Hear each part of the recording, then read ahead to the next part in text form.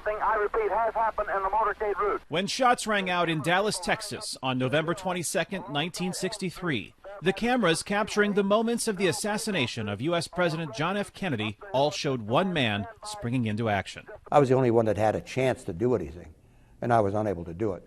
And that stayed with me, has stayed with me the rest of my life. Clint Hill was the Secret Service agent on the back of the presidential limousine transporting the President and First Lady Jacqueline Kennedy as the motorcade made its way through Dealey Plaza. Hey, comfortable?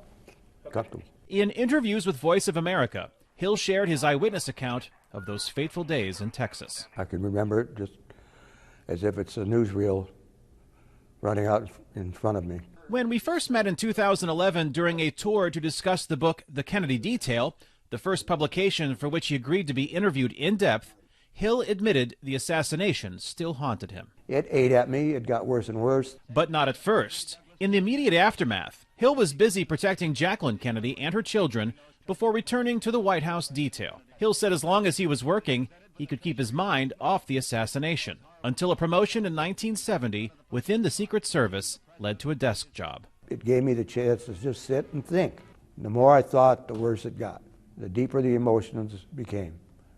And I started to spiral downward. A few years later, Hill's marriage ended. He eventually retired from the Secret Service with a medical disability. I feel guilt. I feel responsibility. I was the only agent who was in a position to do anything that day. Mr. Hill obviously took it incredibly personally. He was a person of great responsibility and a person of great duty.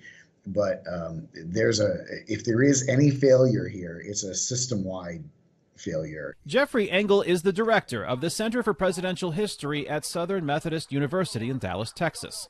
He says although the Kennedy assassination was a moment seared into the American consciousness at the dawn of the television age, it remains an enduring event that still fascinates people worldwide. It's a moment that every American has experienced, not just knows about, but experienced, I think, more perhaps than any other in our history. I think there'll always be interest in this event. It took Clint Hill nearly 50 years to open up about the assassination. I heard an explosive noise from the right rear. Writing and promoting several books across the country were a part of the healing process. It's been very cathartic, and especially being able to go out and talk to the people about the book, answer a lot of the questions that they have, because there are still a lot of questions out there. Including questions about what happened that day in Dallas.